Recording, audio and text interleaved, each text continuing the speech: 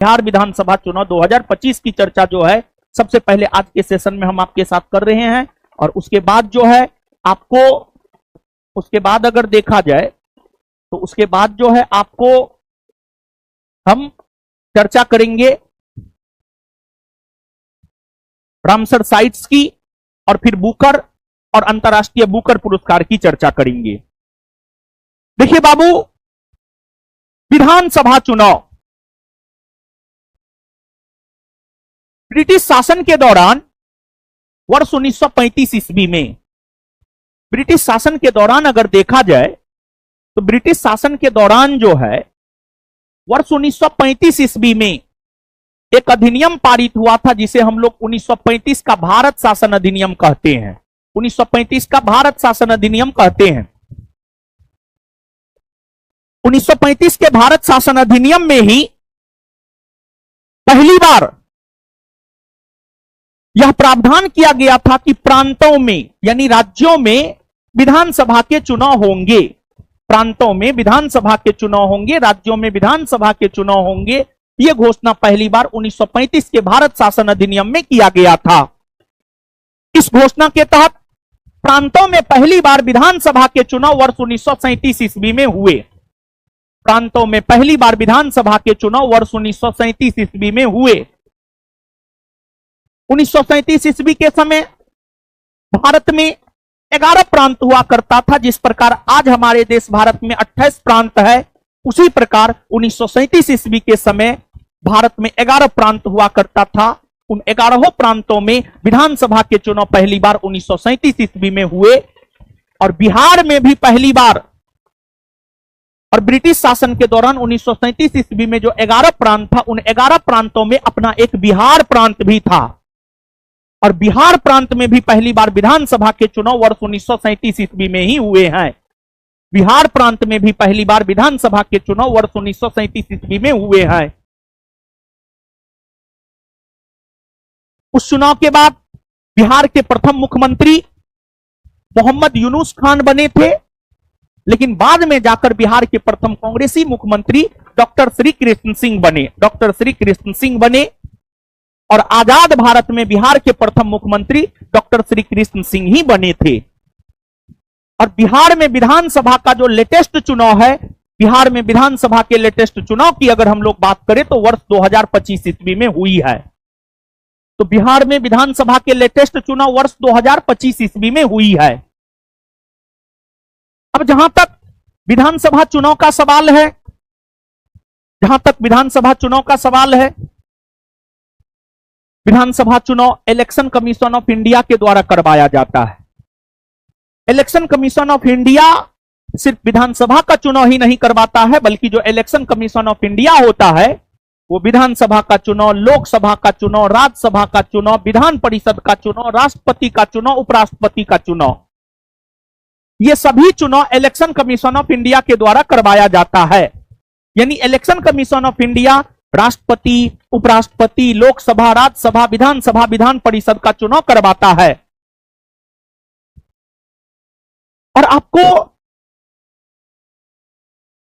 वही पंचायती राज और नगर निगम के चुनाव की हम लोग बात करें तो पंचायती राज और नगर निगम के चुनाव जो है राज्य निर्वाचन आयोग के द्वारा करवाया जाता है। राज्य निर्वाचन आयोग के द्वारा करवाया जाता है। जो राज्य निर्वाचन आयोग की चर्चा भारतीय संविधान के अनुच्छेद 243 के में है।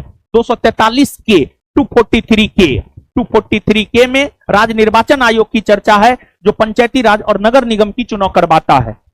वही इलेक्शन कमीशन ऑफ इंडिया भी एक प्रकार का संवैधानिक संस्था है, जिसको लेकर हमारे संविधान के अनुच्छेद 324 में प्रावधान है। अनुच्छेद 324 यह कहता है कि भारत का एक निर्वाचन आयोग होगा। और जो भारत का निर्वाचन आयोग है, इसका गठन 25 जनवरी 1950 को हुआ है। और यही रीजन है कि 25 जनवरी को जो है राष्ट्रीय मतदाता दिवस के रूप में मनाया जाता है। और वर्तमान में निर्वाचन आयोग 3 सदस्यीय आयोग है, जिसमें एक मुख्य निर्वाचन आयुक्त तथा 2 अन्य निर्वाचन आयुक्त है। मुख्य निर्वाचन आयुक्त वर्तमान में ज्ञानेश कुमार है, जो कि क्रम संख्या से 26 में है, तथा 2 जो अन्य निर्वाचन आयुक्त है, एक है सुखबीर सिंह संधू और दूसरे है विवेक जोशी। हालिया दिनों में निर्वाचन आयोग के ऊपर कई सारे गंभीर आरोप लगाए गए हैं, और यह गंभीर आरोप किसी सामान्य व्यक्ति के द्वारा नहीं लगाया गया है, बल्कि देश के विपक्ष के नेता राहुल गांधी के द्वारा लगाया गया है। और वे प्रूफ के साथ इलेक्शन कमीशन ऑफ इंडिया पर आरोप लगाए हैं, जिसका जवाब इलेक्शन कमीशन ऑफ इंडिया को देना चाहिए। परंतु इलेक्शन कमीशन ऑफ इंडिया ने सीधे तौर पर राहुल गांधी के सवालों का जवाब नहीं दिया है, जो कि दिया जाना चाहिए, क्योंकि राहुल गांधी भी विपक्ष के नेता हैं। और जहां तक लोकतंत्र का सवाल है, लोकतंत्र में जितना महत्व सत्ता पक्ष का है, उतना ही महत्व विपक्ष का है। बिना विपक्ष का एक स्वस्थ लोकतंत्र की कामना की ही नहीं जा सकती है। अब हम लोग बिहार विधानसभा चुनाव पर सीधे तौर पर आ जाते हैं। इलेक्शन कमीशन ऑफ इंडिया की हम लोग बात करें तो इलेक्शन कमीशन ऑफ इंडिया ने 6 अक्टूबर 2025 को बिहार विधानसभा चुनाव को लेकर नोटिफिकेशन जारी किया। इलेक्शन कमीशन ऑफ इंडिया ने 6 अक्टूबर 2025 को बिहार विधानसभा चुनाव को लेकर नोटिफिकेशन जारी किया, और जैसे ही चुनाव को लेकर नोटिफिकेशन जारी हो जाता है, वैसे ही आचार संहिता लागू हो जाता है, और फिर आपको सारी शक्तियां चुनाव आयोग के पास चला जाता है। तो बिहार में चुनाव की घोषणा अगर देखी जाए तो बिहार में विधानसभा चुनाव के कार्यक्रम की घोषणा जो है आपको की गई है कब? तो इसकी घोषणा की गई है 6 अक्टूबर 2025। 6 अक्टूबर 2025। तो पहली बात यही ध्यान में रखना है कि बिहार विधानसभा चुनाव की घोषणा कब हुई है? तो 6 अक्टूबर 2025। इलेक्शन कमीशन ऑफ इंडिया ने यह घोषणा किया कि बिहार में विधानसभा के चुनाव 2 चरण में होंगे, और बिहार में विधानसभा के चुनाव 2 चरण में हुए, जिसमें पहला चरण का चुनाव 6 नवंबर 2025 को और दूसरा चरण का चुनाव 11 नवंबर 2025 को, और मतगणना 14 नवंबर 2025 को हुआ। मतगणना 14 नवंबर 2025 को हुआ। तो बिहार में विधानसभा के चुनाव इस प्रकार, इस बार अगर देखा जाए तो बिहार में विधानसभा के चुनाव जो है आपको इस बार 2 चरण में हुए हैं। पहला चरण का 6 नवंबर 2025, पहला चरण की अगर हम लोग बात करें तो पहला चरण जो है आपको 6 नवंबर 2025 को, और दूसरा चरण जो है आपको 11 नवंबर 2025 को। वही अगर देखा जाए तो पहला चरण में 121 विधानसभा सीटों के लिए चुनाव हुए, और दूसरे चरण में जो है आपको 122 बिहार विधानसभा चुनाव के लिए, विधानसभा सीटों के लिए जो है आपको चुनाव हुए। पहला चरण 6 नवंबर 2025 को 121 सीट के लिए, दूसरा चरण 11 नवंबर 2025 को 122 सीट के लिए, और वोटों की गिनती जो है दोनों चरणों की 14 नवंबर को हुई है। अब बाबू अगर देखा जाए तो जो बिहार है, बिहार में विधानसभा का कुल सीट है 243। अगर हम लोग बिहार की बात करें तो बिहार में विधानसभा का जो कुल सीट है वो है 243। जिस प्रकार बिहार में विधानसभा का कुल सीट है 243, उसी प्रकार बिहार की अगर बाबू हम लोग बात करें तो बिहार में विधान परिषद में कुल सीटों की संख्या अगर देखी जाए तो कुल सीटों की संख्या है आपको 75, और बिहार को लोकसभा में 40 सीट दिया गया है। बिहार को लोकसभा में 40 सीट दिया गया है, और बिहार को राज्यसभा की अगर हम लोग बात करें तो बिहार को राज्यसभा में 16 सीट दिया गया है। तो बिहार विधानसभा में 243 सीट है, बिहार विधान परिषद में 75 सीट है, बिहार में लोकसभा का 40 सीट है, राज्यसभा का 16 सीट है। और सरकार बनाने के लिए देखिए लोकतंत्र क्या है, लोकतंत्र में अगर कुल मत का 50% से अधिक मत मिल गया तो आप विजेता हैं, और अगर नहीं मिला तो आप हार गए एक प्रकार से। तो बिहार विधानसभा में टोटल 243 सीट है। 243 के 243 सीट के लिए विधानसभा के चुनाव हुए, और इस चुनाव में मुख्य तौर पर बाबू अगर देखा जाए तो इस चुनाव में मुख्य तौर पर दो गठबंधन चुनाव लड़ रहा था, दो गठबंधन चुनाव लड़ रहा था। और इस चुनाव में मुख्य तौर पर जो दो गठबंधन चुनाव लड़ रहा था, एक गठबंधन था एनडीए गठबंधन और दूसरा था इंडिया गठबंधन, दूसरा था इंडिया गठबंधन या महागठबंधन, महागठबंधन। यहां पर आप महागठबंधन ही बिहार के संदर्भ में कहे तो ज्यादा उचित होगा। एनडीए गठबंधन और इंडिया गठबंधन या महागठबंधन चुनाव लड़ रहा था। अगर हम लोग सरकार बनाने की बात करें तो बिहार विधानसभा में जो 243 सीट है, 243 का 50% प्लस 1, तो 243 का 50% प्लस 1 कीजिएगा तो 122 हो जाता है। वैसा गठबंधन जो इस चुनाव में 243 सीट में से 122 या उससे अधिक सीट जीतेगा, उसकी जीत हुई, वही सरकार बनाएगा। और इस चुनाव में अगर देखा जाए तो एनडीए गठबंधन को प्रचंड बहुमत मिला है। एनडीए गठबंधन की अगर हम लोग बात करें तो एनडीए गठबंधन को प्रचंड बहुमत मिला है, एनडीए गठबंधन को प्रचंड बहुमत मिला है। एनडीए गठबंधन यानी नेशनल डेमोक्रेटिक अलायंस, राष्ट्रीय जनतांत्रिक गठबंधन, बीजेपी और उसके सहयोगी राजनीतिक दलों को मिलाकर जो गठबंधन बनता है उसी को हम लोग एनडीए गठबंधन कहते हैं। और कांग्रेस तथा उसके सहयोगी दलों को मिलाकर जो गठबंधन बनता है उसी को हम लोग इंडिया गठबंधन कहते हैं, उसी को हम लोग इंडिया गठबंधन कहते हैं। तो एनडीए गठबंधन को प्रचंड बहुमत मिला, तो एनडीए गठबंधन जो है आपको सरकार बनाया। और आपको अगर देखा जाए तो बिहार का मुख्यमंत्री के तौर पर शपथ नीतीश जी ने लिया है। और नीतीश जी जो है 20 नवंबर 2025 को ऐतिहासिक गांधी मैदान में, पटना के ऐतिहासिक गांधी मैदान में जो है आपको शपथ लिया है। और ऐसा नहीं है कि पटना के ऐतिहासिक गांधी मैदान में पहली बार बिहार के किसी मुख्यमंत्री ने शपथ लिया है, नहीं। आज तक अगर देखा जाए तो कुल 2 ऐसे मुख्यमंत्री हैं जिन्होंने पटना के ऐतिहासिक गांधी मैदान में बिहार के मुख्यमंत्री के तौर पर शपथ लिया है। एक है नीतीश कुमार और दूसरे हैं लालू यादव। बिहार के 2 ऐसे मुख्यमंत्री हैं जिन्होंने पटना के ऐतिहासिक गांधी मैदान में शपथ ग्रहण किया है। एक है लालू यादव और दूसरा अगर देखा जाए तो दूसरा है आपको नीतीश कुमार, दूसरा है आपको नीतीश कुमार। लालू यादव ने पटना के ऐतिहासिक गांधी मैदान में मुख्यमंत्री के रूप में शपथ वर्ष 1990 ईस्वी में लिया। और नीतीश कुमार की अगर हम लोग बात करें तो नीतीश कुमार ने पटना के ऐतिहासिक गांधी मैदान में 4 दफा शपथ लिया है, 4 दफा शपथ लिया है। 2005 में, 2010 में, 2015 में और 2025 में, 2025 में।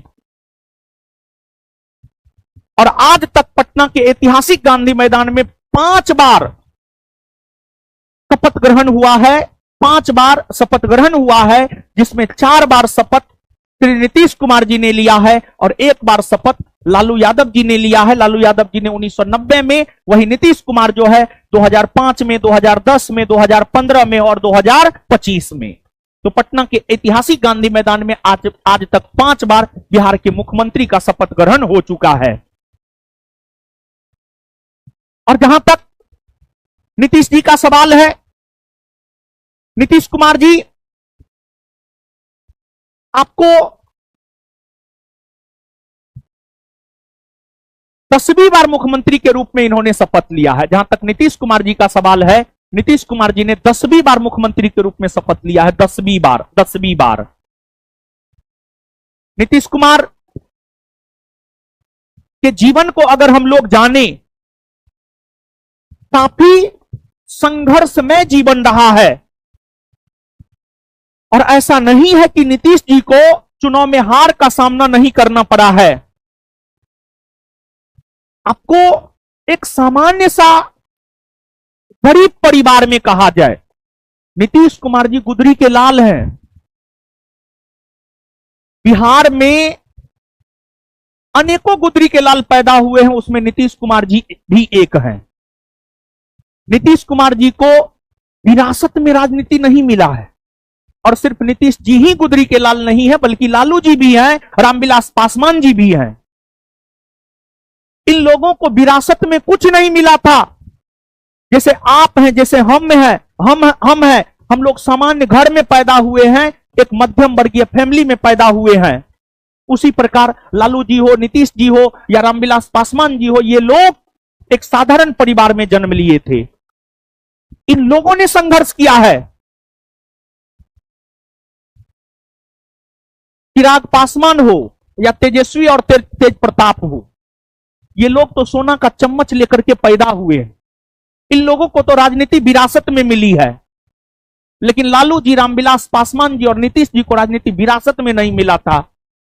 ये लोग जमीनी नेता हैं। जहां तक नीतीश जी का सवाल है, नीतीश जी का मार्च महीना से बड़ी लगाव है। नीतीश जी का जन्म 1 मार्च 1951 को बख्तियारपुर में हुआ था और उनका पैतृक गांव है नालंदा का कल्याण बिघा।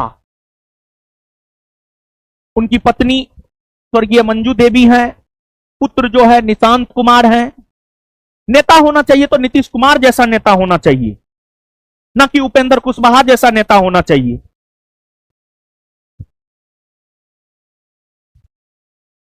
नीतीश जी अगर चाहते तो अपने बेटा को उप मुख्यमंत्री बना सकते थे। अगर सच में परिवारवाद के खिलाफ आज तक कोई है तो वो नीतीश कुमार है। एकमात्र बेटा है निशांत कुमार। कुछ दिए हैं जी, कुछ नहीं दिए हैं। और एक बिहार के एक दूसरे नेता हैं उपेंद्र कुशवाहा जी, उनका तो कुछ कहना ही नहीं है। ना उनका बेटा चुनाव लड़ा, ना विधायक है, ना एमएलसी है, फिर भी मंत्री बन गया। तो मंत्री बन सकता, हमारे संविधान में ऐसा प्रावधान है। हमारे संविधान में एक अनुच्छेद है, अनुच्छेद 163। 163 को विस्तार पूर्वक पढ़ेंगे तो उसी में इस बात का जिक्र है कि अगर कोई व्यक्ति ना तो विधानसभा का सदस्य है, ना ही विधान परिषद का सदस्य है, तो बिना विधानसभा और विधान परिषद के सदस्य बने बिना भी मंत्री बन सकता है। लेकिन मंत्री बनने के 6 माह के भीतर उसे विधानसभा या विधान परिषद दोनों में से किसी भी एक सदन की सदस्यता लेनी पड़ती है। तो जो उपेंद्र कुशवाहा के बेटा हैं वो इसलिए मंत्री बन गए हैं, भले वो किसी भी सदन के सदस्य नहीं है, फिर भी वो इसलिए मंत्री बन गए हैं क्योंकि हमारे संविधान में यह प्रावधान है बिना विधानसभा और विधान परिषद की सदस्यता के भी कोई भी व्यक्ति मंत्री बन सकता है। लेकिन मंत्री बनने के 6 माह के भीतर विधानसभा या विधान परिषद की सदस्यता लेनी आवश्यक होती है, इसलिए बन गए। सब लोग लालू यादव के परिवार पर परिवारवाद का आरोप लगाते हैं। आज एनडीए गठबंधन भी इंक्लूडिंग बीजेपी पार्टी भी परिवारवाद से अछूता नहीं रही है। तो अब परिवारवाद बिहार में या भारत की राजनीति में हमको नहीं लगता है कोई मुद्दा बनेगा। अब नहीं बनेगा। अब इसलिए परिवारवाद कोई मुद्दा नहीं बनेगा क्योंकि अब बीजेपी में भी परिवारवाद है, इसलिए अब परिवारवाद कोई मुद्दा बनने वाला नहीं है। तो किसी एक पर परिवारवाद का आरोप लगाना वर्तमान राजनीति के परिदृश्य में अब सही नहीं है। हर पार्टी परिवारवादी है, सिर्फ नीतीश कुमार को छोड़ करके। जदयू पार्टी को भी नहीं, नीतीश कुमार को छोड़ करके हर पार्टी और हर नेता परिवारवादी है। सिर्फ किसान चाहता है कि मेरा बेटा किसान नहीं बने, बाद बाकी हर कोई चाहता हम जो है मेरा बेटा वही बने। अगर कोई डॉक्टर है तो डॉक्टर चाहता मेरा बेटा डॉक्टर बने। अगर कोई इंजीनियर है तो वो इंजीनियर चाहता मेरा बेटा इंजीनियर बने। अगर कोई प्रोफेसर है तो वो चाहता मेरा बेटा प्रोफेसर बने। अगर कोई नेता है तो वो चाहता मेरा बेटा नेता बने। अगर कोई अन्य आईएएस है तो वो चाहता मेरा बेटा आईएएस बने। लेकिन एक किसान ही ऐसा होता है जो ये कभी नहीं चाहता है कि मेरा बेटा किसान बने। तो जहां तक नीतीश जी का सवाल है, इन्होंने 10 दफा मुख्यमंत्री के रूप में शपथ लिया है। इनका जन्म 1 मार्च 1951 को बख्तियारपुर में हुआ था और ये पहली बार विधानसभा का चुनाव हरनौत से 1977 ईस्वी में लड़े थे, हार गए। पहली बार जब चुनाव लड़े 1977 ईस्वी में हरनौत से हार गए चुनाव। दूसरी बार 1980 ईस्वी में लड़े, फिर हार गए। तो ऐसा नहीं था कि नीतीश कुमार चुनाव हारे ही नहीं है। और उनकी पढ़ाई लिखाई एनआईटी पटना से हुई है। नीतीश कुमार की जो पढ़ाई लिखाई है एनआईटी पटना से हुई है। तो पढ़े लिखे हैं नीतीश कुमार जी, और बिहार में सुशासन बाबू के तौर पर उन्हें याद किया जाता है। बिहार का जो इंफ्रास्ट्रक्चर है, विशेष तौर पर सड़क, पुल, पुलिया, आज के डेट में आपको अनेकों फ्लाईओवर, सड़क अच्छा मिलेगा, इसमें नीतीश जी का बेशक बहुत योगदान है। लेकिन नीतीश जी से एक शिकायत है। शिकायत यह है कि बिहार के शिक्षा व्यवस्था को ध्वस्त कर दिया गया है। और नीतीश जी ने शपथ ग्रहण के बाद यह स्टेटमेंट दिया कि हम बिहार को विकसित राज्यों की हम बिहार को सबसे अधिक विकसित राज्यों की श्रेणी में लाएंगे। ईश्वर करे उनकी मनोकामना पूरी हो, बिहार विकसित हो। लेकिन बिहार अभी सबसे पीछे है। हम लोग शिक्षा में भी सबसे पीछे हैं, हम लोग गरीबी में भी सबसे पीछे हैं। तो गरीबी में भी सबसे आगे हैं, शिक्षा में भी सबसे पीछे हैं, शिक्षा में नीचे से टॉप पर है। साक्षरता दर बिहार में सबसे कम है, सबसे गरीब लोग बिहार में है। तो उम्मीद करते हैं नई सरकार से कि नई सरकार जो है बिहार को विकसित बनाए। नीतीश कुमार जी ने पहली बार मुख्यमंत्री के रूप में शपथ 3 मार्च 2000 ईस्वी को लिया था। 3 मार्च 2000 ईस्वी को, जन्म मार्च में हुआ है और पहली बार मुख्यमंत्री के रूप में शपथ भी मार्च में ले रहे हैं। 3 मार्च 2000 ईस्वी को नीतीश कुमार जी ने पहली बार मुख्यमंत्री के रूप में शपथ लिया। लेकिन वो मात्र 7 दिन तक मुख्यमंत्री बन पाए। 10 मार्च 2000 ईस्वी को उन्हें त्यागपत्र देना पड़ा, क्योंकि वो बहुमत हासिल नहीं कर पाए। पहली बार जब नीतीश जी बिहार के मुख्यमंत्री बने थे तो मात्र 7 दिन तक रहे थे।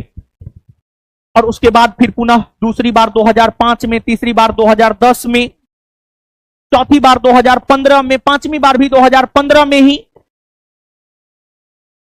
फिर राजद से पल्ला हटा करके 2017 में फिर से मुख्यमंत्री पद के रूप में शपथ लिए। फिर आगे 2020 में, फिर 2025 में, 2020, फिर 2022, फिर 2025, 2024 में भी, हां 2025।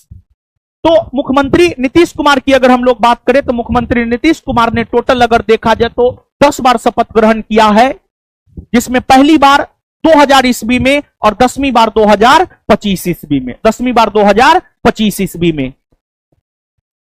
और नीतीश जी का बिहार के राजनीति में बेशक सराहनीय योगदान रहा है। नीतीश जी ने महिला सशक्तिकरण को बिहार में बढ़ावा दिया है। इसका एक एग्जाम्पल है, नीतीश जी ने ही वर्ष 2006 ईस्वी में बिहार में पंचायती राज संस्थाओं में महिलाओं को 50% तक आरक्षण दिया। नीतीश जी ने ही लड़कियों को साइकिल प्रोत्साहन के तौर पर देना शुरू किया। और नीतीश जी ने ही महिलाओं को पुरुष के हिंसा से बचाने के लिए 2016 ईस्वी में बिहार में शराबबंदी कानून को लागू किया। तो महिला सशक्तिकरण में श्री नीतीश कुमार, बिहार के संदर्भ में महिला सशक्तिकरण में श्री नीतीश कुमार जी का बहुत बड़ा योगदान है। लेकिन एक शिकायत है, एक शिकायत यह है कि हाल में जो नई सरकार बनी है, बिहार में मुख्यमंत्री सहित टोटल 36 मंत्री हो सकते हैं। बिहार में मुख्यमंत्री सहित टोटल 36 मंत्री हो सकते हैं। आप याद कीजिए, 91वां संविधान संशोधन 2003 में यह प्रावधान किया गया है कि किसी भी राज्य में मंत्रियों की संख्या उसके कुल विधानसभा सीट के 15% से अधिक नहीं होगा। तो बिहार विधानसभा में 243 सीट है, 243 का 15% अगर आप निकालिएगा तो 36 के आसपास आ जाएगा। तो बिहार में मंत्रियों की संख्या 36 हो सकती है, 36 हो सकती है, 36। 20 नवंबर 2025 को जो श्री नीतीश कुमार जी ने पटना के ऐतिहासिक गांधी मैदान में 10वीं बार बिहार के मुख्यमंत्री के तौर पर शपथ लिया है, उसमें अगर देखा जाए तो आपको टोटल मुख्यमंत्री सहित 27 मंत्री ने शपथ लिया है। मुख्यमंत्री सहित 27 मंत्री ने शपथ लिया है।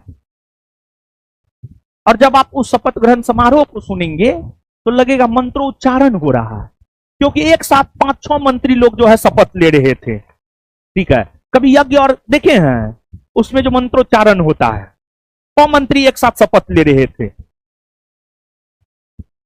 तो हाँ, डिप्टी सीएम और डिप्टी सीएम को छोड़ करके तो टोटल 27 मंत्री शपथ लिए हैं। अभी भी 9 पद खाली है, 9 मंत्री पद खाली है। लेकिन नीतीश जी और एनडीए गठबंधन जिस मत के वजह से प्रचंड बहुमत हासिल किया है वो महिला मत है, वो महिला मत है। चुनाव की घोषणा से ठीक पहले जो 10,000 दिया गया वो बहुत काम किया है, और उस 10,000 ने महिला मतदान को बढ़ा दिया है। और आपको पता है बाबू, इस बार बिहार विधानसभा चुनाव में ऐतिहासिक मतदान हुआ है। अगर मतदान की हम लोग बात करें तो कुल मतदान प्रतिशत है 67.13%। कुल मतदान है 67.13%। लेकिन वही अगर हम लोग महिला मतदान की बात करें तो महिला मतदान प्रतिशत है 71.77%।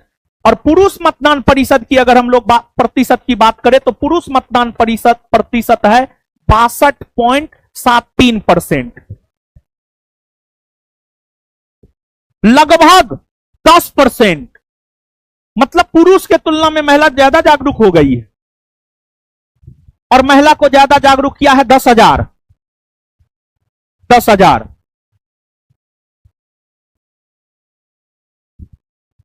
तो आपको जो है, जिस महिला ने नीतीश जी को 10वीं बार मुख्यमंत्री के रूप में शपथ दिलाया, उस महिला की हिस्सेदारी नीतीश मंत्री परिषद में कम है, बहुत कम है। कम से कम 33% तो होना चाहिए। जहां नीतीश जी पंचायती राज में महिलाओं को 50% आरक्षण दे रहे हैं, वहीं नीतीश जी के मंत्री परिषद में कम से कम 33% महिला मंत्री होना चाहिए। लेकिन 33% भी नहीं है, बल्कि मात्र लगभग 11% है। मात्र लगभग 11% मंत्री है नीतीश जी के मंत्री परिषद में।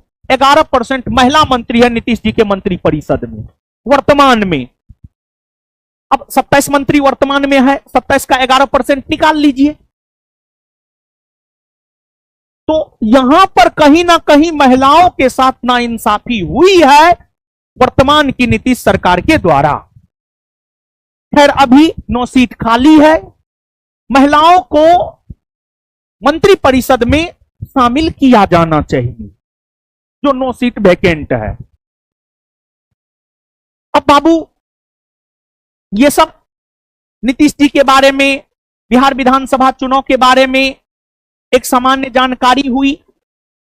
अब हम लोग और भी चीजों को पीपीटी के माध्यम से जो है देख लेते हैं। जैसा कि आपने देखा है कि भारत निर्वाचन आयोग ने बिहार विधानसभा के आम चुनाव कार्यक्रम की घोषणा 6 अक्टूबर 2025 को किया है। तो ये 6 अक्टूबर 2025 का तिथि महत्वपूर्ण है कि बिहार विधानसभा चुनाव की घोषणा इलेक्शन कमीशन ने कब किया है। तो 6 अक्टूबर 2000 कब किया है?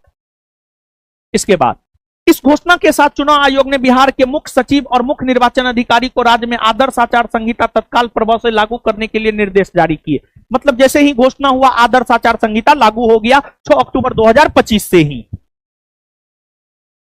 फिर बिहार में चुनाव कितने चरण में हुए हैं? 2 चरण में। पहला चरण में चुनाव कब? दूसरा चरण में। पहला चरण में कितना सीट के लिए? दूसरा चरण में बिहार विधानसभा में कुल कितना सीट? 200। अब बिहार में कुल मतदाताओं की संख्या अगर देखा जाए तो 7.42 करोड़, 7.42 करोड़, लेकिन 7.42 करोड़, परंतु इलेक्शन कमीशन ने यह कहा है कि चुनाव के दौरान 3 लाख मतदाताओं को और जोड़ा गया है, जो कि उचित नहीं लग रहा है। बाद में इलेक्शन कमीशन का आंकड़ा आया है 7.45 करोड़, मतलब 3 लाख मतदाता नए जोड़े गए। यह संदेहास्पद है विपक्षी नेताओं के द्वारा।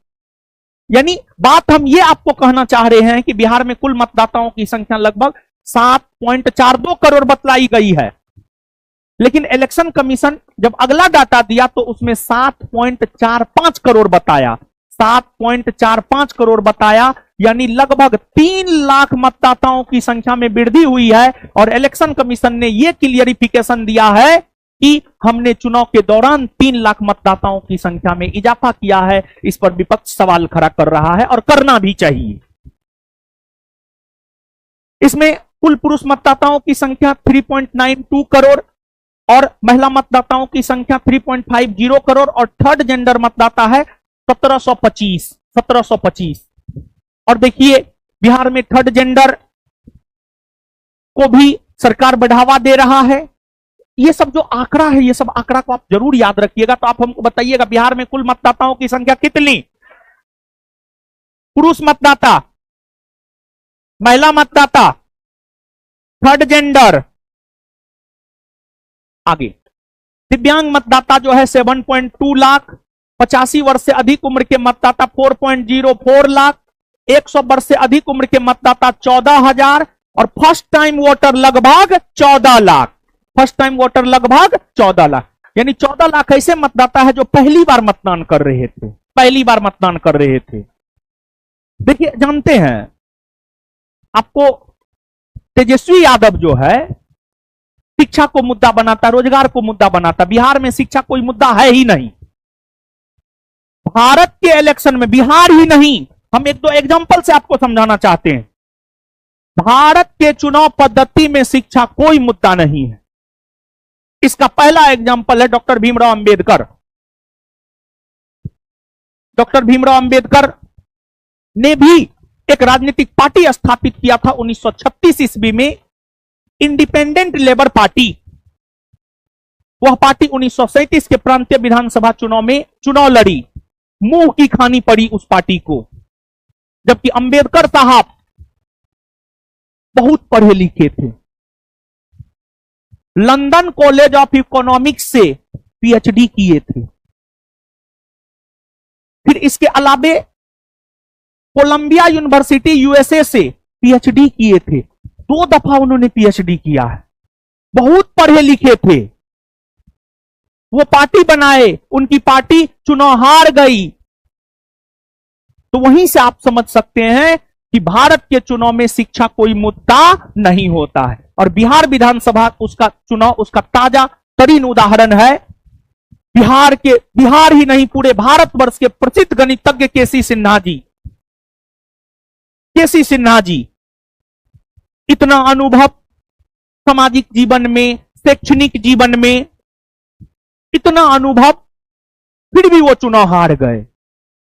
अगर शिक्षा प्रशांत किशोर तो सब शिक्षित लोग को ही, रिटायर्ड आईएएस आईपीएस ब्यूरोक्रेट को चुनाव मैदान में उतारे, एक भी चुनाव नहीं जीत पाए।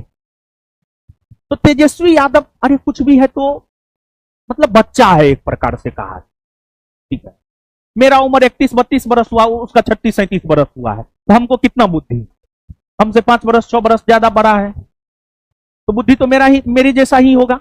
जैसे हमको लगता है कि मेरा विद्यार्थी एकदम पता नहीं मेरा विद्यार्थी जो है हमको बहुत मानता है,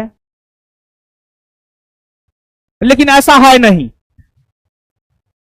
वैसे तेजस्वी युवा है, उसका सोच युवा जैसा, उसको लगता है कि हम युवा युवा कह करके युवा का मत ले लेंगे। अरे युवा, आज का युवा बहुत तेज है, चाहे वो विद्यार्थी हो या कोई भी हो करेगा, मतदान करने कोई नहीं जाएगा।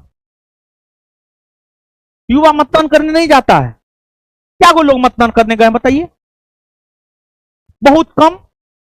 जबकि लोकतंत्र में मतदान बहुत महत्वपूर्ण है, समझ गए? तो आप मतदान करने नहीं जाते हैं। और दूसरी बात, बिहार में सामाजिक समीकरण सब बहुत काम करता है, जाति धर्म ये सब बहुत काम करता है। और ये फ्री स्कीम वो तो और ज्यादा काम करता है, फ्री स्कीम और भी ज्यादा काम करता है बिहार में, समझ गए ना? और कुल विधानसभा सीट आपने देखा ही।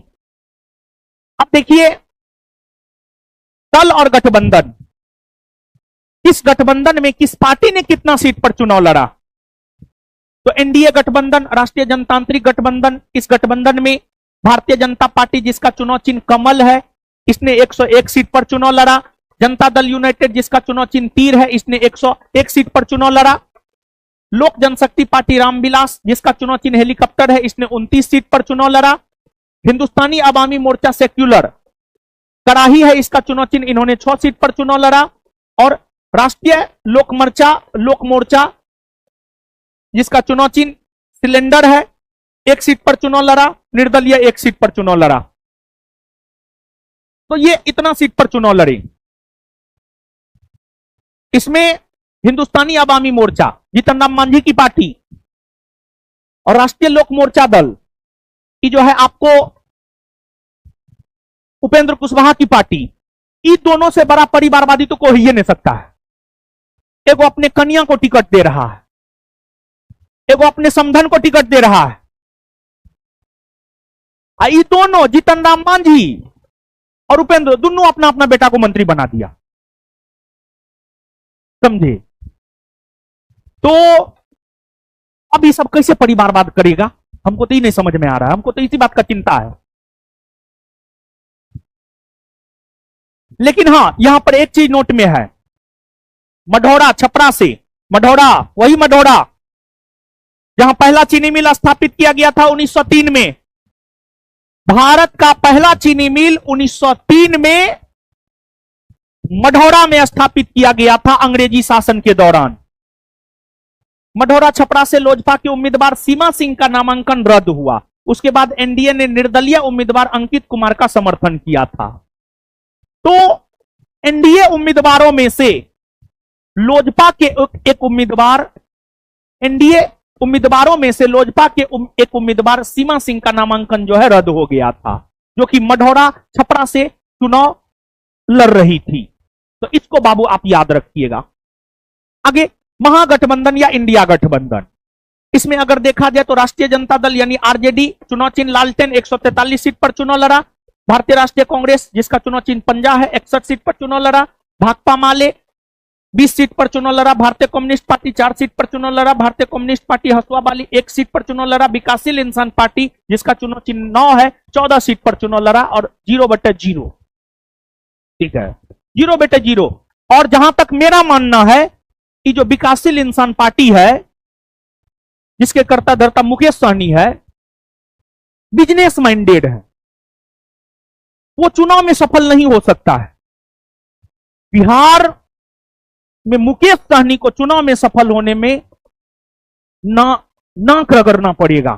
बिजनेस माइंडेड है, वो मुंबई में रहा है, वो सौदा करता है, वो राजनीति नहीं करता है। जहां तक हमने उसको पढ़ा है वो राजनीति नहीं करता बल्कि वो सौदा करता है, सौदा करता है। और इसके अलावे आपको एक और पार्टी है आईपी गुप्ता की पार्टी। आईपी गुप्ता की पार्टी, उसको भी 3 सीट मिला था, जिसमें से वो 1 सीट जो है जीता है, 1 सीट वो स्वयं जीता है, 1 सीट वो स्वयं जीता है। सहरसा विधानसभा क्षेत्र से जो है वो स्वयं जीता है आईपी गुप्ता। और उसका चुनाव चिन्ह है करनी। करनी, करनी समझते हैं? अरे घर बनाने वक्त मसाला जो मिलाया जाता है, ठीक है, ईंट को जोड़ने के लिए जो है करनी से मसाला को ईंट पर दिया जाता है, फिर उस पर मसाला ईंट पर दिया जाता है, समझ गए, वही है उसका चुनाव चिन्ह। नोट, मोहनिया से राजद के उम्मीदवार श्वेता सुमन और सुगौली से वीआईपी के उम्मीदवार शशि भूषण सिंह का नामांकन रद्द हुआ। यानी एनडीए गठबंधन में सीमा सिंह लोजपा से मढ़ौरा विधानसभा क्षेत्र से चुनाव लड़ रही थी, उसका नामांकन रद्द हुआ। और इंडिया गठबंधन या महागठबंधन में मोहनिया से राजद के उम्मीदवार श्वेता सुमन का नामांकन रद्द हुआ है और सुगौली से वीआईपी के उम्मीदवार शशि भूषण सिंह का नामांकन रद्द हुआ है। इसके बाद अन्य पार्टियां जो चुनाव लड़ी थी, जन स्वराज पार्टी वही पीके की पार्टी 238 सीट पर चुनाव लड़ी, बहुजन समाजवादी पार्टी 130 सीट पर चुनाव लड़ी, एआईएमआईएम 25 सीट पर चुनाव लड़ी, राष्ट्रीय जो लोक जनशक्ति पार्टी 25 सीट पर चुनाव लड़ी। लेकिन इसमें से बहुजन समाजवादी पार्टी को एगो सीट मिला है, एगो सीट जीता है, और एआईएमआईएम को 5 गो सीट मिला है, 5 गो सीट मिला है। बाद बाकी इसको और इसको कुछ भी नहीं मिला है, कुछ भी नहीं मिला है, नील बटे सन्नाटा। लेकिन अगर देखी जाए बाबू, पीके ने जो पहल किया है पिछले 3 बरस में, वो निश्चित तौर पर बहुत सराहनीय है। और बैठे नहीं बल्कि पुनः अपने अभियान में लग गए हैं और उन्होंने घोषणा भी कर दिया है। मतलब इतनी बड़ी घोषणा करने के लिए हिम्मत चाहिए, हिम्मत, समझ गए। मतलब उन्होंने यह घोषणा किया है कि हम अपनी कमाई का 90% दान कर देंगे, दिल्ली में वो फ्लैट को छोड़कर, बाद बाकी सब पार्टी को दे देंगे। पैसा के वजह से हम अपने अभियान को बंद नहीं होने देंगे। और ऐसे भी एक नेता कहे हैं, पहला चुनाव संगठन बनाने के लिए लड़ा जाता है, पहला चुनाव हारने के लिए लड़ा जाता है, दूसरा चुनाव हराने के लिए लड़ा जाता है, तीसरा चुनाव जीतने के लिए लड़ा जाता है। संभवतः काशीराम का ये स्टेटमेंट है, पहला चुनाव हारने के लिए लड़ा जाता है, दूसरा चुनाव हराने के लिए, और तीसरा चुनाव जीतने के लिए लड़ा जाता है। तो ये तो पीके का पहला चुनाव था, तो इसमें तो हारने के लिए वो लड़े ही थे, हार गए, कोई दिक्कत नहीं है। तो लेकिन गट्स होना चाहिए पीके जैसा। आज तक भारत की राजनीति में कोई ऐसा नेता नहीं होगा जो इस बात की घोषणा किया होगा कि हमने पिछले 20 वर्षों में जो भी कमाया है और आगे हम जो कमाएंगे उसका 90% पार्टी को दान कर देंगे, और अभियान में लगे रहेंगे, लोगों को जागरूक करते रहेंगे, ताकि लोग जागरूक हो और लोग सही लोगों को चुने। तो बहुत बड़ी घोषणा है अपने आप में। अब ये याद रखना जरूरी है बाबू, इस पार्टी ने कितना सीट जीता है। बिहार विधानसभा चुनाव 2025 में सबसे बड़ी पार्टी बनकर उभरी बीजेपी, भारतीय जनता पार्टी, जिसने 89 सीट पर चुनाव जीती है, 89। दूसरी सबसे बड़ी पार्टी बनी है जदयू, 85 सीट पर चुनाव जीती है, और तीसरी राजद, राष्ट्रीय जनता दल, 25 सीट पर चुनाव जीती है, जो कि शर्मनाक हार के बराबर है। जो पार्टी पिछली बार 75 सीट के आसपास जीती थी, वो 25 पर आ गई है। तो बेशक ये बहुत बड़ी हार है अपने आप में, लेकिन फिर भी विपक्षी पार्टी का दर्जा प्राप्त करने के लिए कुल विधानसभा सीट का 10% सीट जितना होता है विपक्षी पार्टी। देखिए, बिहार में विधानसभा सीट है 243, और विपक्षी पार्टी का दर्जा प्राप्त करने के लिए कुल सीट का 10% सीट जितना होता है, तो आपको 24.3 यानी आपको 25 सीट जितना होता है विपक्षी पार्टी का दर्जा प्राप्त करने के लिए। तो राजद को जो है 25 सीट मिला है, तो राजद बिहार विधानसभा में मुख्य विपक्षी दल बना है 25 सीट के साथ।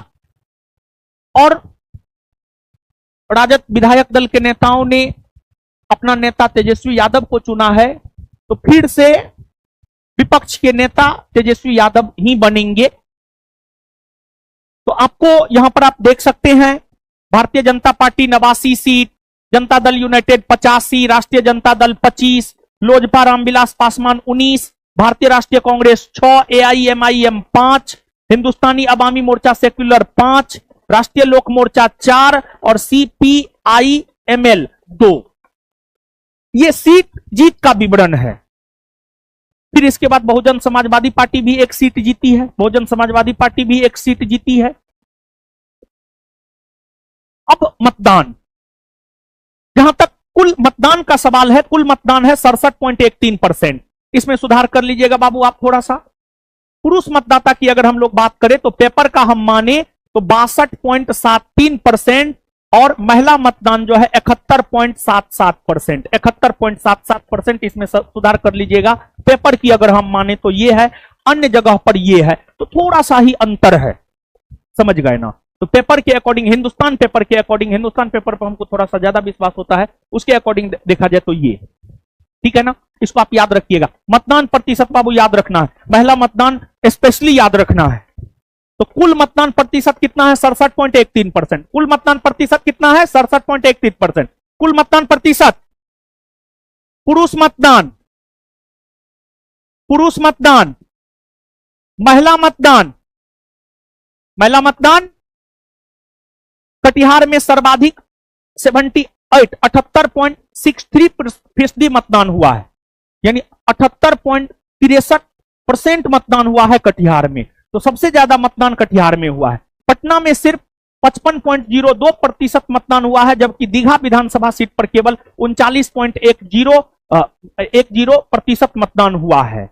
सबसे अधिक वोटों से जीत जदयू के कलाधर प्रसाद मंडल को मिला है 73,572 मत से, और सबसे कम वोटों के अंतर से जीता है जदयू का ही राधा चरण सिंह, मात्र 27 मत से जीता है, मात्र 27 मत से जीता है। तो आप हमको बताइएगा सबसे ज्यादा मतदान कहां हुआ है? सबसे ज्यादा मतदान कितना परसेंट, कितना परसेंट? और दीघा विधानसभा क्षेत्र में केवल कितना मतदान, कितना मतदान हुआ है?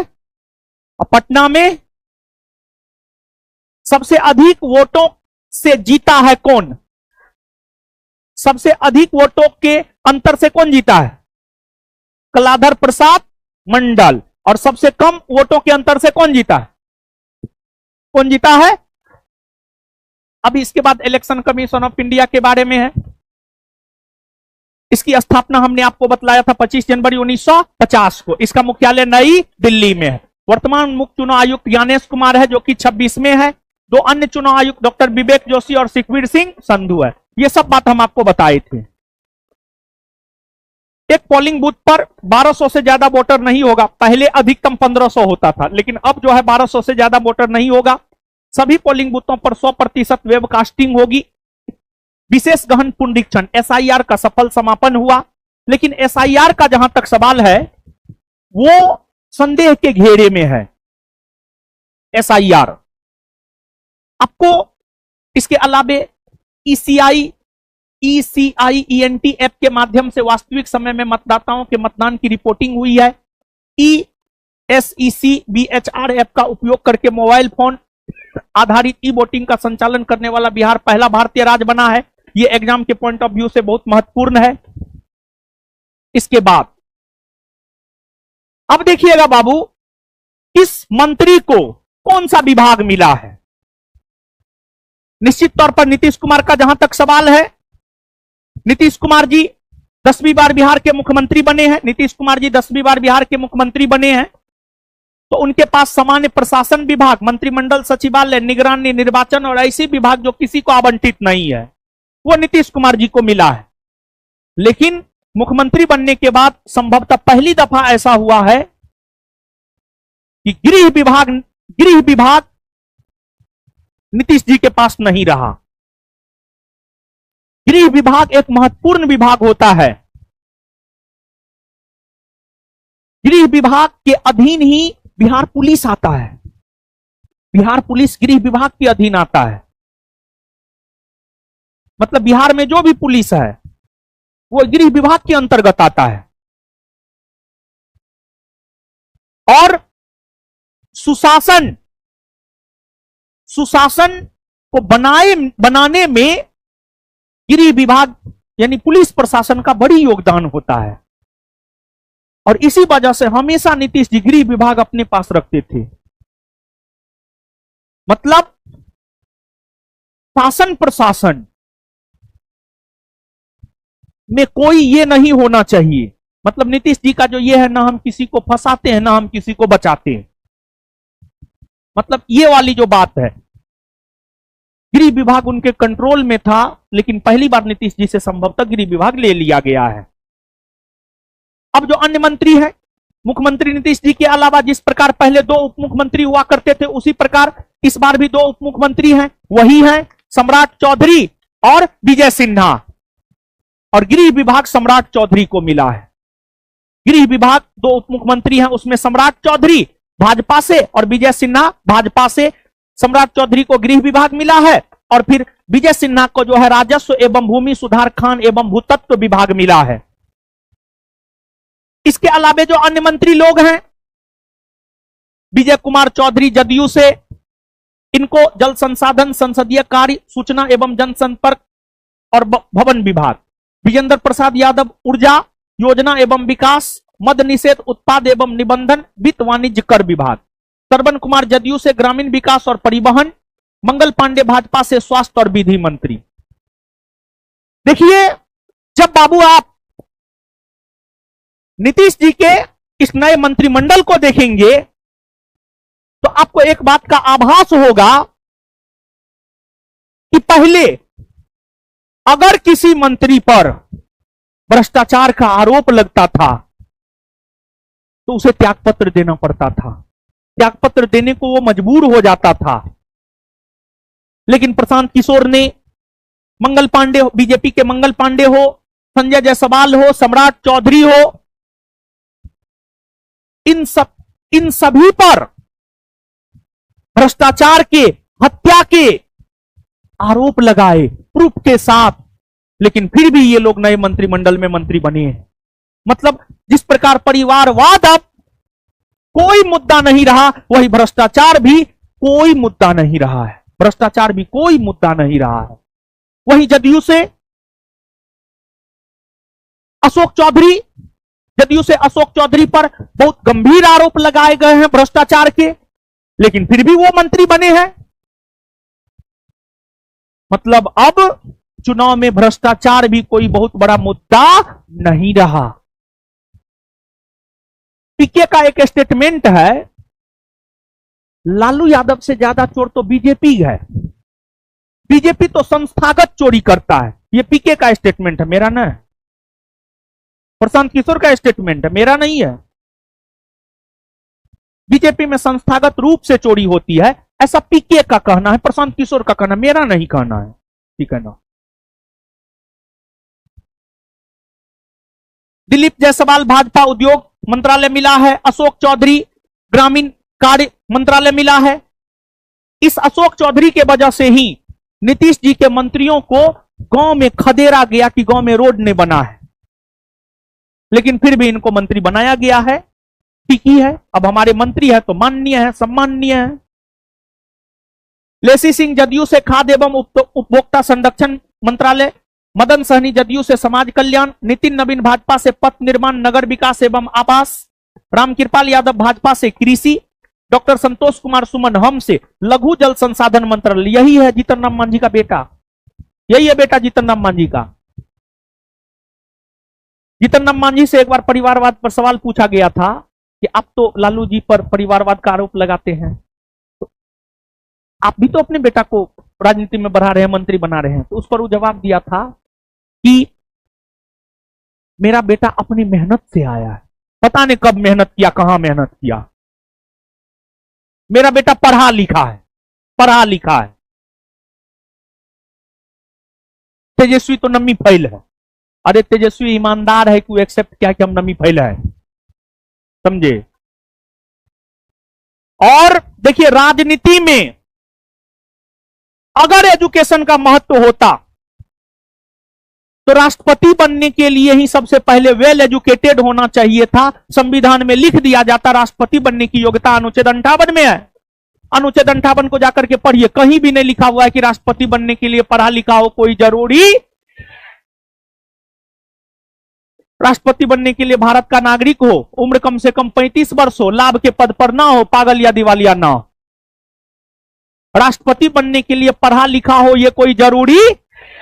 जब राष्ट्रपति जैसे सबसे बड़े संवैधानिक पद को प्राप्त करने के लिए पढ़ा लिखा हो कोई जरूरी नहीं है, तो ये मुख्यमंत्री उप मुख्यमंत्री बनने के लिए पढ़ा लिखा हो यह भी कोई जरूरी नहीं है। तेजस्वी चाहता उनके माता पिता दोनों मुख्यमंत्री रहे, डिग्री खरीद लेता, लंदन से डिग्री खरीद लेता, अमेरिका से डिग्री खरीद लेता, लेकिन नहीं खरीदा। ईमानदार है वो, समझ गए। फिर इसके बाद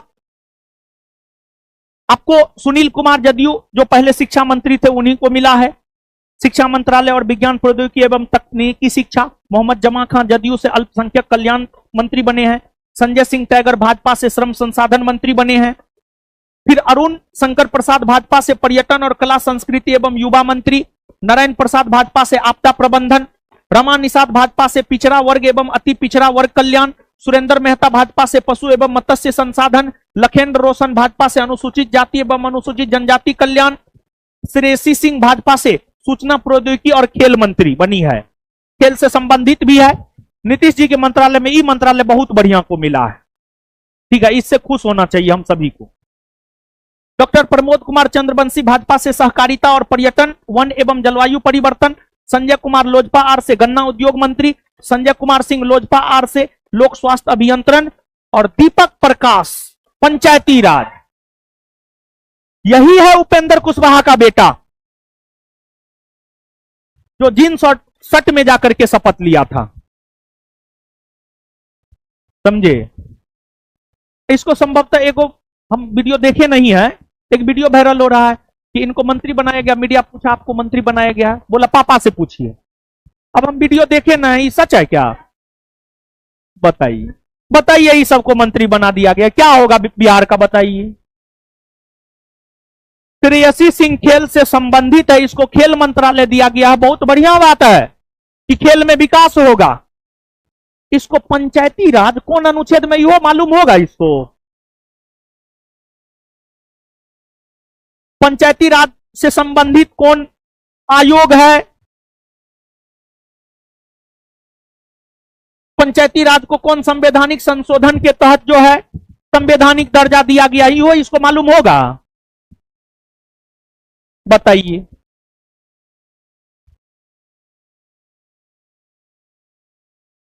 चलिए, तो ये हुआ बिहार विधानसभा चुनाव विस्तार से। अब हम सोचे हैं कि नीतीश जी पर जो है, नीतीश जी का एक डॉक्यूमेंट्री बनाएंगे हम सोच रहे हैं, ठीक है। मतलब नीतीश जी सच में बिहार यानी भारत की राजनीति को एक नई दिशा दिया है, ठीक है। अच्छे राजनेता हैं, ठीक है। तो नीतीश जी का जब जीवनी पढ़े ना, बहुत प्रभावित हुए उनके जीवनी को पढ़ करके। हम पहले नहीं पढ़े थे, इस बार हम पढ़े नीतीश जी का जीवनी, ठीक है। इधर एक दो दिन में हम पढ़े हैं समय निकाल करके नीतीश जी का जीवनी, समझे। तो ये हो गया। अब आ जाइए,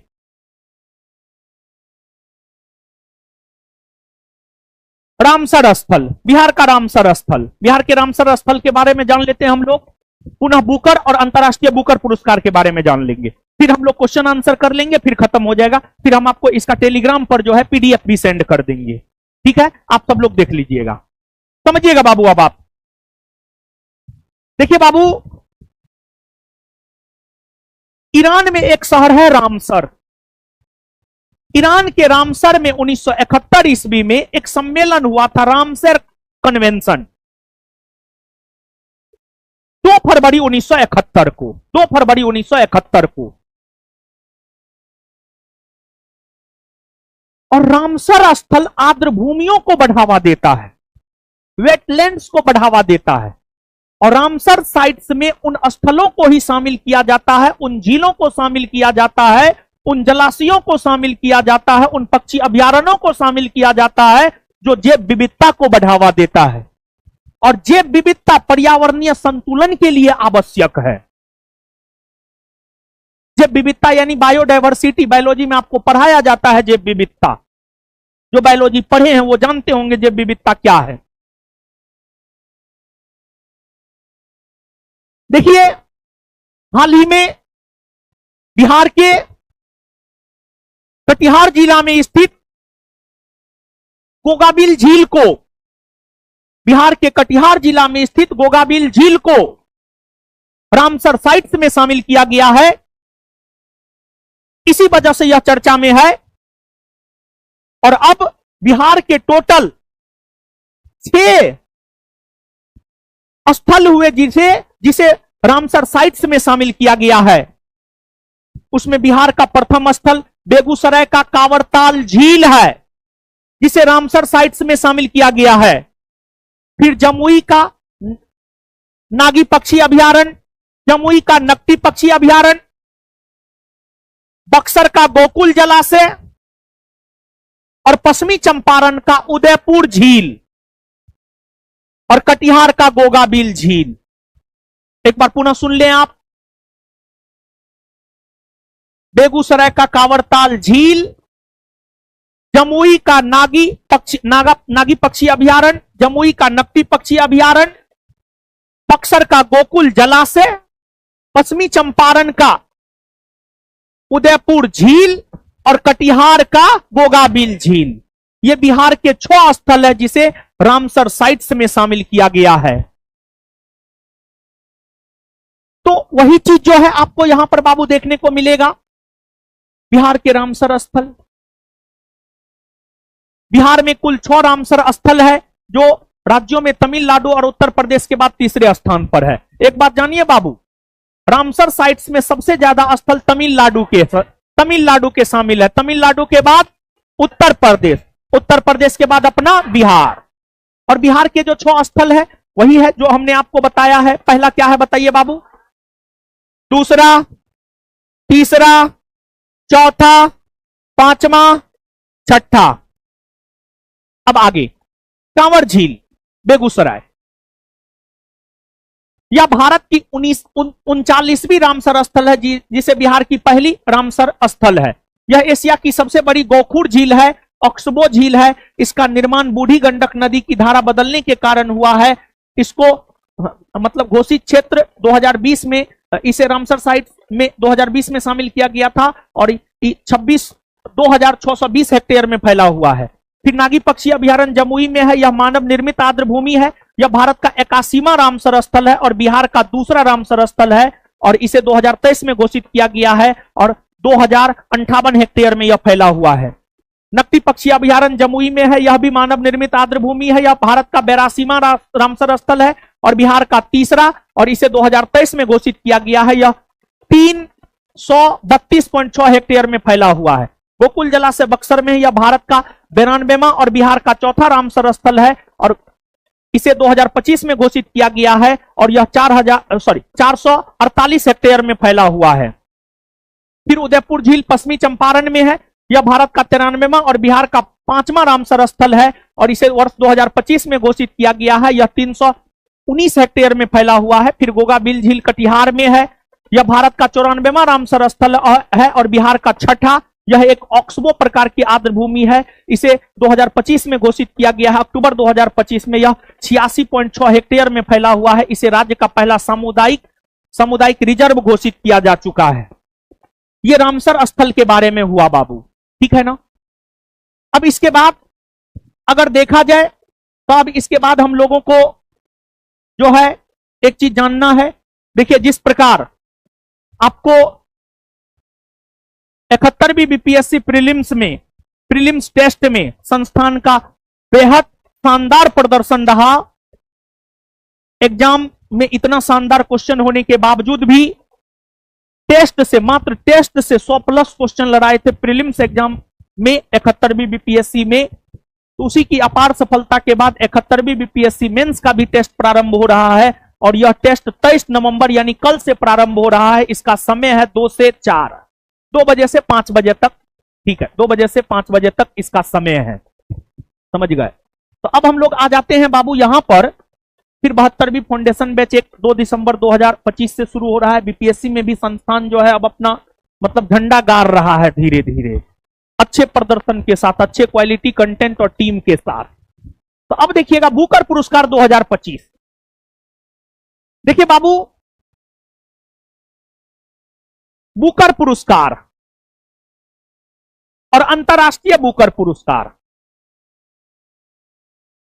बुकर पुरस्कार और अंतर्राष्ट्रीय बुकर पुरस्कार,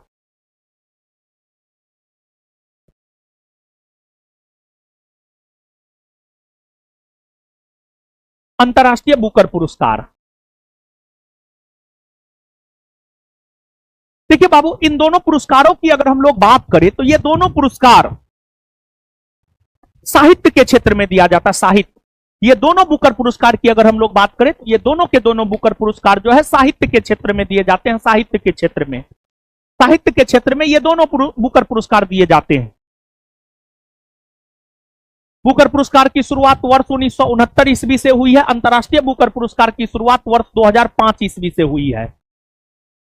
बुकर पुरस्कार की अगर हम लोग बात करें तो यह पुरस्कार सिर्फ अंग्रेजी भाषा में छपे साहित्य के लिए दिया जाता है। लेकिन यह बुकर पुरस्कार, इसी अंतर्राष्ट्रीय बुकर पुरस्कार किसी भी भाषा में छपे परंतु अंग्रेजी में अनुवादित साहित्य के लिए दिया जाता है। बुकर पुरस्कार जिसकी शुरुआत 1969 ईस्वी से हुई है, यह सिर्फ अंग्रेजी भाषा में छपे साहित्य के लिए दी जाती है। सिर्फ अंग्रेजी भाषा में छपे साहित्य के लिए दी जाती है। लेकिन अंतर्राष्ट्रीय बुकर पुरस्कार किसी भी भाषा में छपे और अंग्रेजी में अनुवादित साहित्य के लिए दी जाती है। जैसे 2025 का ही अंतर्राष्ट्रीय बुकर पुरस्कार हार्ट लैंप नामक साहित्य को मिला है, बानू मुश्ताक, जो कि कौन भाषा का साहित्य? कन्नड़, कन्नड़ भाषा का साहित्य है। बात समझिएगा, इस एग्जाम्पल से आप समझिएगा बात। बुकर पुरस्कार सिर्फ अंग्रेजी भाषा में लिखे गए साहित्य को लेकर दिया जाता है। लेकिन अंतर्राष्ट्रीय बुकर पुरस्कार किसी भी भाषा में छपे साहित्य, लेकिन उसका अनुवाद अंग्रेजी में किया हुआ हो, उसको दिया जाता है। जैसे कि इसी बार 2025 की ही अगर हम लोग बात करें तो 2025 का जो अंतर्राष्ट्रीय बुकर पुरस्कार है, हार्ट लैंप नामक साहित्य को मिला। हार्ट लैंप नामक साहित्य को मिला है। और हार्ट लैंप के रचयिता बानू मुश्ताक है। यह कन्नड़ भाषा का साहित्य है, यह कन्नड़ भाषा का साहित्य है।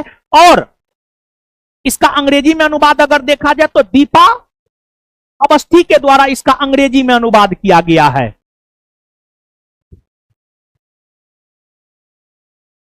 ये अंतर कुछ समझ में आया? बताइए, समझ में आया है ना? जिस प्रकार अंतर्राष्ट्रीय बुकर पुरस्कार 2025 हार्ट लैंप नामक उपन्यास को मिला है, जिसके रचयिता बानू मुश्ताक है, जिसका अंग्रेजी में अनुवाद दीपा अवस्थी ने किया है, उसी प्रकार से बाबू अगर हम लोग देखें तो 2025 का जो बुकर पुरस्कार है, 2025 का जो बुकर पुरस्कार है, 2025 के बुकर पुरस्कार की अगर हम लोग बात करें तो यह मिला है डेविड सेजेले को, जो कि हंगेरियन ब्रिटिश लेखक है। और उन्हें यह पुरस्कार फ्लैश नामक साहित्य के लिए मिला है। और फ्लैश उपन्यास में जो है, एक गरीब व्यक्ति है जो हंगरी से लंदन जाता है धन की प्राप्ति को लेकर, धनवान बनने को लेकर। और उसके धनवान बनने में भाग्य का क्या रोल है, उसके धनवान बनने में जो है भाग्य का क्या रोल है और उसकी महत्वाकांक्षाओं का क्या रोल है। जैसे हम लोग कभी कभी कहते हैं मेरा भाग्य खराब था, इसी वजह से सरकारी नौकरी नहीं हुआ, रिजल्ट नहीं हुआ। अगर हम पे विश्वास कीजिएगा ना, भाग्य से ज्यादा महत्व, ठीक है, हम भाग्य को ऐसा नहीं है कि इग्नोर कर रहे, नहीं, लेकिन भाग्य से ज्यादा महत्व कर्म का है। भाग्य से ज्यादा महत्व कर्म का है। भाग्य का भी महत्व है, लेकिन कर्म का उससे ज्यादा महत्व है। तो भाग्य और महत्वाकांक्षा का धनवान बनने में क्या योगदान है, इसको लेकर पड़ताल जो है इस साहित्य के माध्यम से जो है आपको बाबू की गई है। तो आप इस बात को समझिएगा, सबसे ज्यादा जरूरी यही है। फिर और भी चीज हम लोग पढ़ेंगे, और भी चीज है।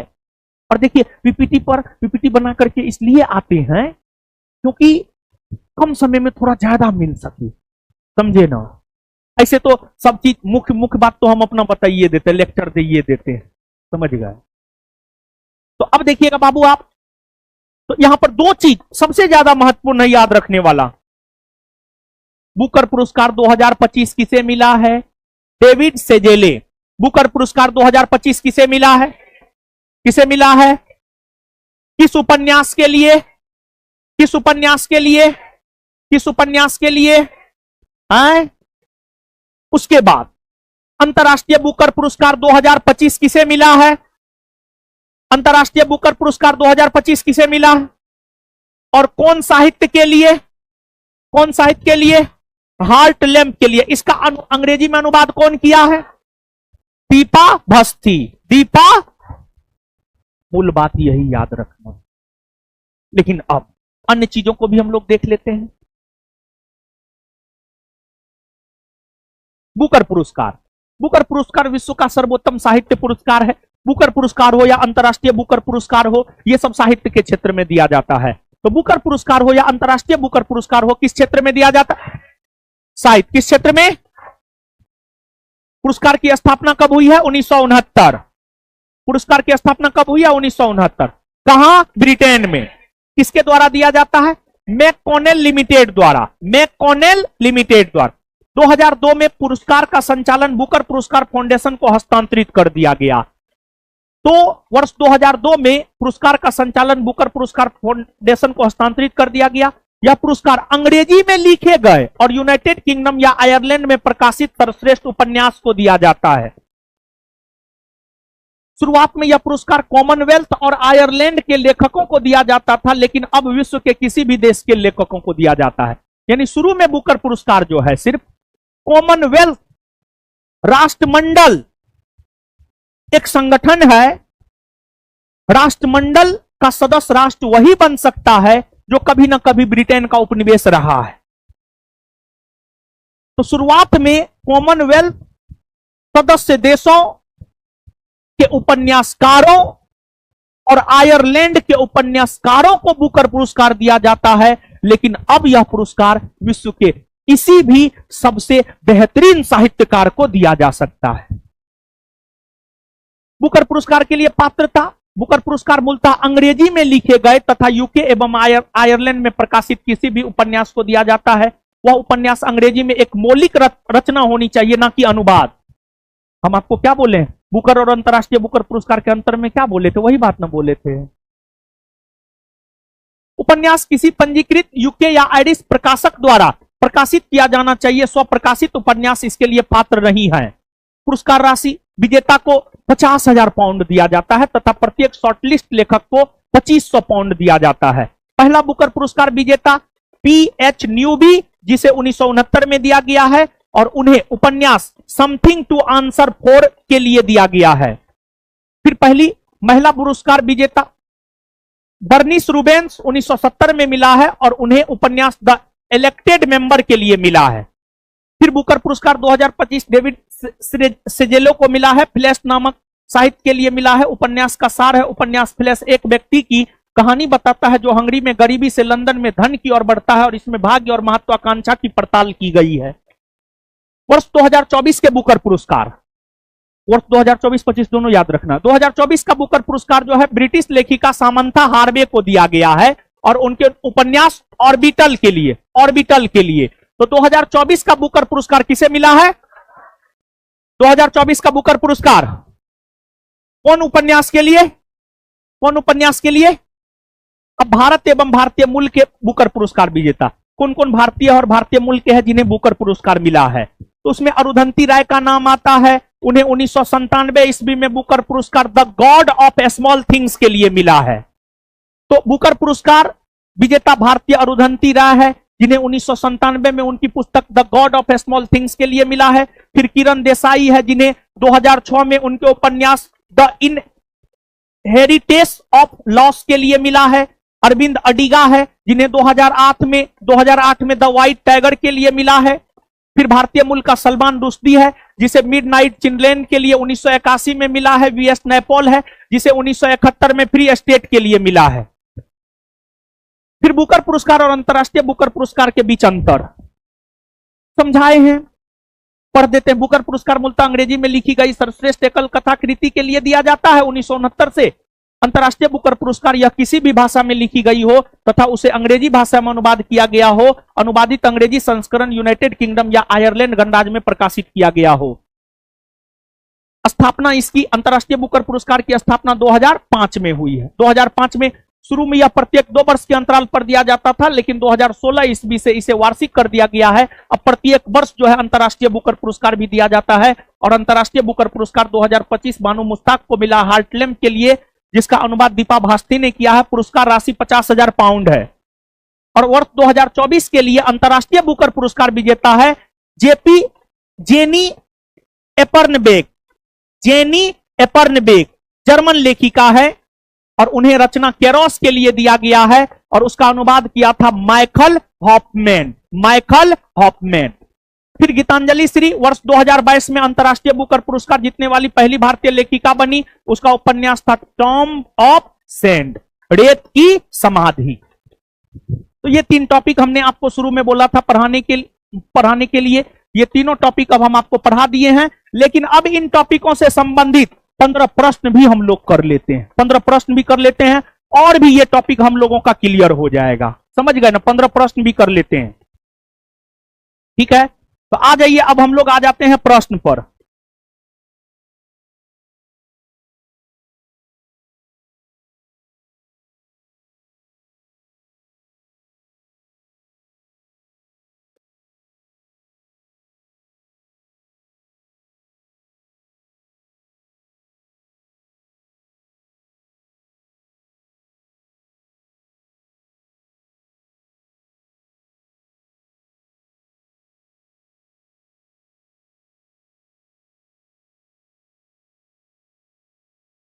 सुनिए, एगो चीज जो तभी हम स्पष्ट नहीं कर पाए थे, थोड़ा आप देख लीजिएगा।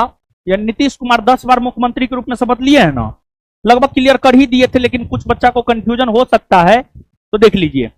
पहली बार उन्होंने मुख्यमंत्री के रूप में शपथ लिया है वर्ष 2000 ईस्वी में, 3 मार्च 2000।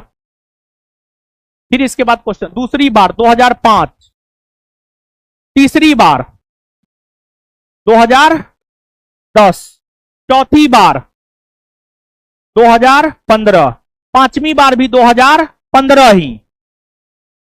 अरे जितना मतलब 2014 के लोकसभा चुनाव में जब जदयू की बुरी तरह हार हुई थी, मात्र 2 सीट संभवतः जदयू को मिला था, तो हार की जिम्मेवारी लेते हुए मुख्यमंत्री पद से त्यागपत्र दे दिए और जीतन राम मांझी को बनाए।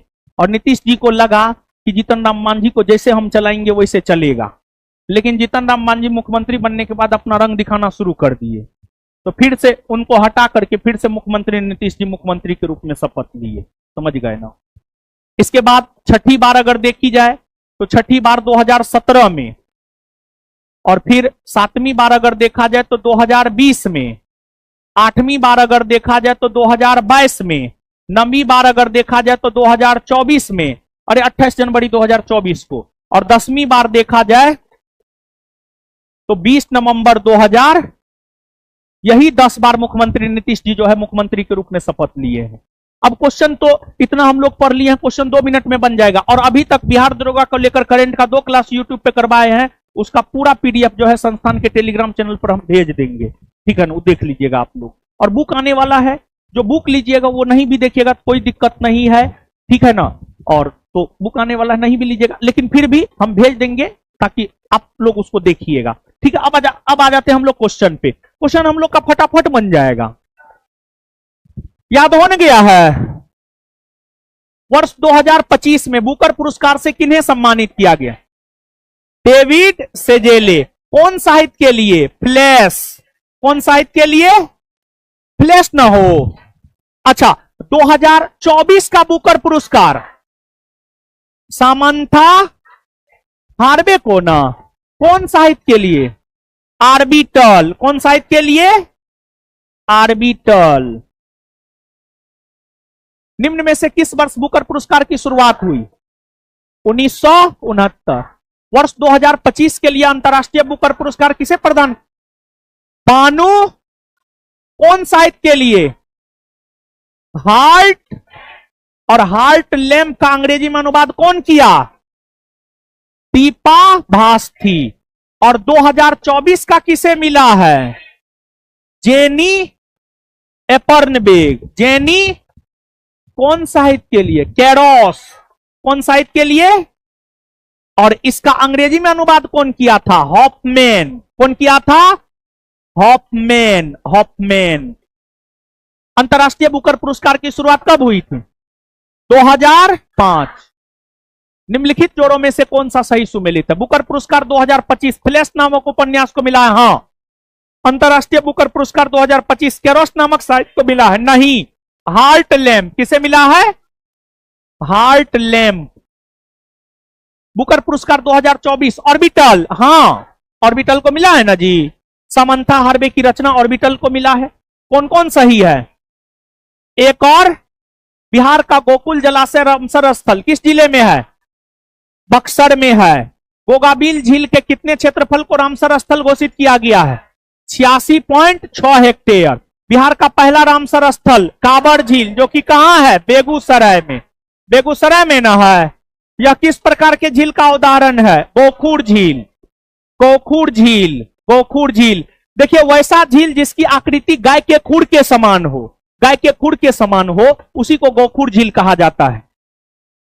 भारत का 94वां रामसर स्थल बिहार के किस जिले में स्थित है? 94वां रामसर स्थल कौन है? गोगाबिल झील।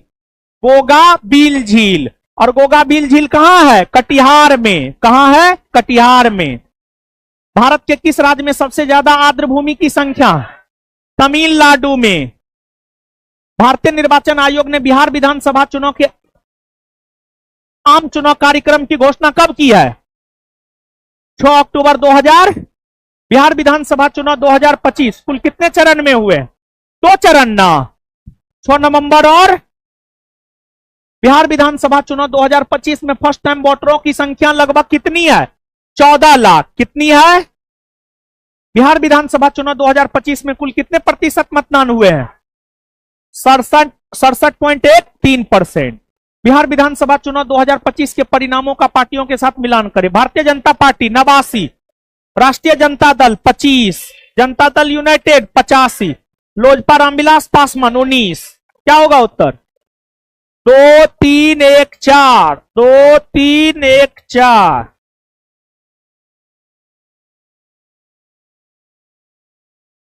दो तीन एक चार।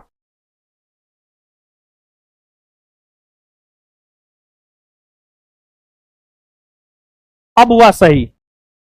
2 3 1 4 अब सही हुआ। चलिए, खत्म। खत्म। क्या बोले? होमवर्क। ठीक है, ऑनलाइन कटवा देते हैं, उसके बाद होमवर्क। 1 मिनट। इसका पीडीएफ हम संस्थान के टेलीग्राम चैनल पर भेज देंगे। ठीक है ना बाबू? और हम सूचना दे दे बैच को लेकर भी थोड़ा सा। देखिए, 71वीं मेंस का बैच जो है 21 नवंबर यानी बीता कल से शुरू हो गया है। शाम में 6 से 9 इसका समय है। 71वीं मेंस टेस्ट सीरीज 23 नवंबर यानी आने वाला कल से शुरू हो रहा है। टाइमिंग है 2 से 5। और फिर 72वीं फाउंडेशन बैच जो है 2 दिसंबर से शुरू हो रहा है, जिसका समय है 9 AM से 12 AM सुबह में बीपीएससी सेंटर पर। ये तीनों बैच बीपीएससी सेंटर पर चलता है। अब देखिएगा बाबू, आप जो भी लोग ऑनलाइन कर रहे हैं, सभी लोग समय दिए हैं, सबको बहुत बहुत धन्यवाद। और फिर आपको पीडीएफ जो है हम भेजवा देते हैं संस्थान के टेलीग्राम चैनल पर। 2 क्लास करंट का हुआ है दरोगा एग्जाम को लेकर के। आगे बहुत सारा करंट होगा क्लास का संस्थान के यूट्यूब चैनल पर। आप मान करके चलिए, करंट का जो है 25 से 30 क्लास जो है आपको होगा।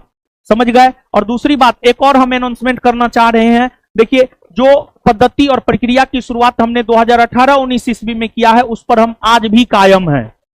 कोचिंग की शुरुआत से लेकर आज तक कायम। हम हमेशा बिहार दरोगा का टेस्ट निःशुल्क कुछ न कुछ करवाए हैं। तो इस बार भी, हर साल की भांति इस साल भी बिहार दरोगा का 12 test, 12 revision test, 12 revision test, 12 नहीं, बिहार दरोगा का 32, सॉरी, बिहार दरोगा का 32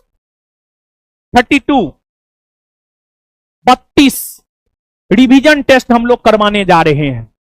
इसको रिवीजन के तौर पर लेना। बिहार दरोगा का 32 रिवीजन टेस्ट हम लोग करवाने जा रहे हैं।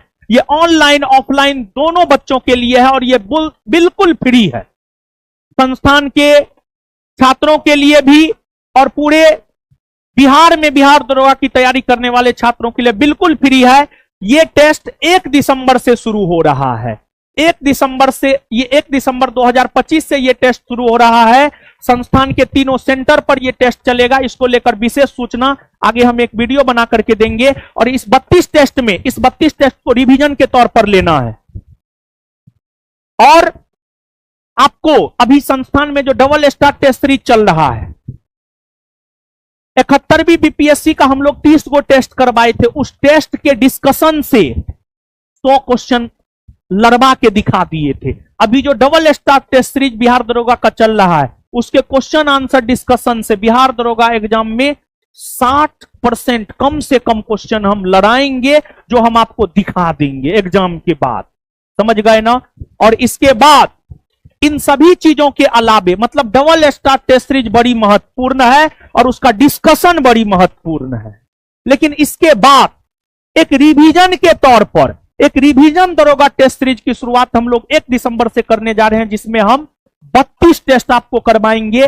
20 गो फुल लेंथ टेस्ट और 12 गो करेंट का टेस्ट। 20 गो फुल लेंथ टेस्ट और 12 गो करेंट का टेस्ट करवाएंगे 1 दिसंबर से 16 जनवरी के बीच में। 1 दिसंबर 2025 से 16 जनवरी 2026 के बीच में।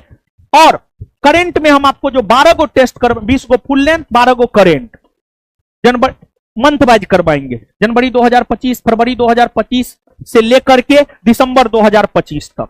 यह सब विशेष सूचना रहा। सभी लोगों का बहुत बहुत धन्यवाद। मिलते हैं बहुत जल्द। करेंट के क्लास में ऑफलाइन वाले लोग बैठे रहिए। काट दीजिए अब, दीजिए बाबू।